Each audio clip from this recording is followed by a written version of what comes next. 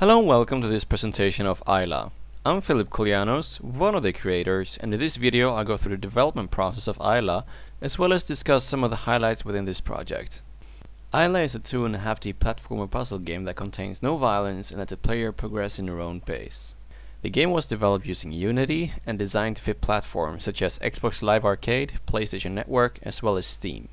The project was 5 weeks long, in which me and 7 friends developed a 10 to 15 minute demo of the game. With that said, let's have a look at the game and its core features. Here is Ayla, our main character. She can flip the gravity of herself to overcome obstacles. She can also tag other objects and then flip the gravity of the tagged objects. Furthermore, she has a force push that helps moving objects.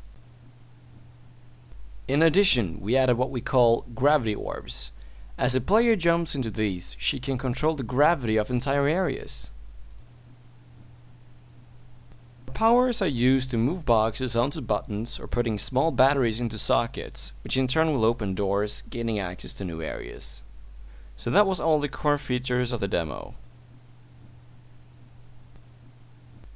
The development method we used was Scrum. We used 1-week sprints and gave each week a focus, such as Proof of Concept Week, and then filled the backlog with user stories, such as a player I want to understand what happens when I die, and then we divided that story into manageable tasks.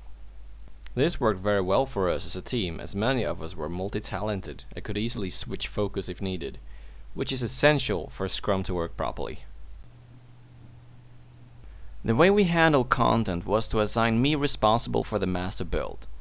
All content, whether it was code, particles, meshes, or audio, had to be prepped, tested, and exported as a package from the local Unity build and then imported into the master build.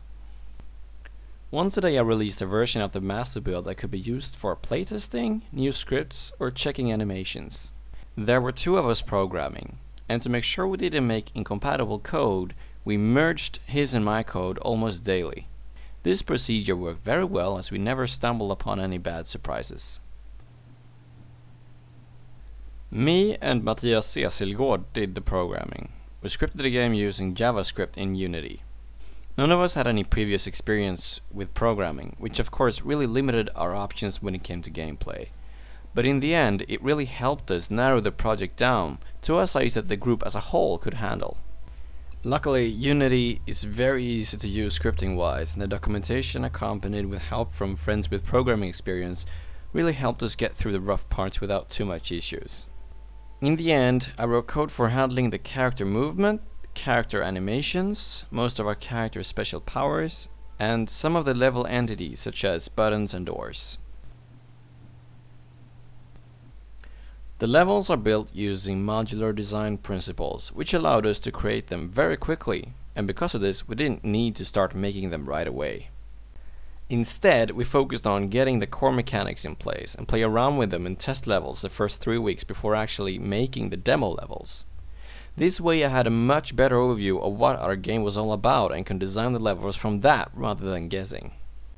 When doing the high-level design concept of the demo, we decided to let the player learn 1 mechanic at a time and then present 2 difficult puzzles at the end that required the player to recall what she learned earlier.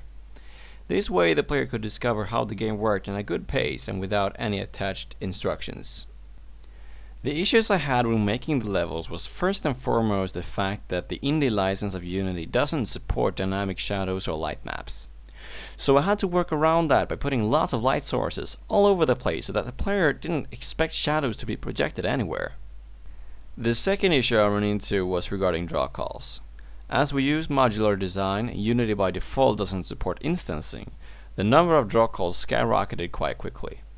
By using a combined script, we could tell the engine to regard a big chunk of the level as one single piece of geometry. However, one chunk of geometry couldn't handle more than 4 light sources at a time.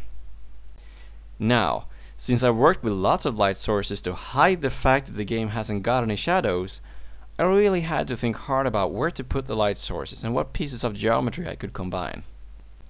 The third issue, and one of the biggest, was that the player size on the screen hadn't been nailed as I created the levels. In the end, Some of the rooms ended up being so high that the player couldn't see the ceiling or what was at the bottom of a shaft, thus not knowing what would happen if she flipped the gravity to run in the ceiling or jumped down in a hole.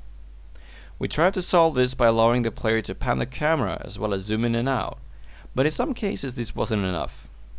You can see this issue very clearly in the first and the last puzzle. That's it for this short presentation of Ayla. If you wish to try it out, you can download it from my website at www.philip.kolianos.se. You can also contact me through kolianos@gmail.com.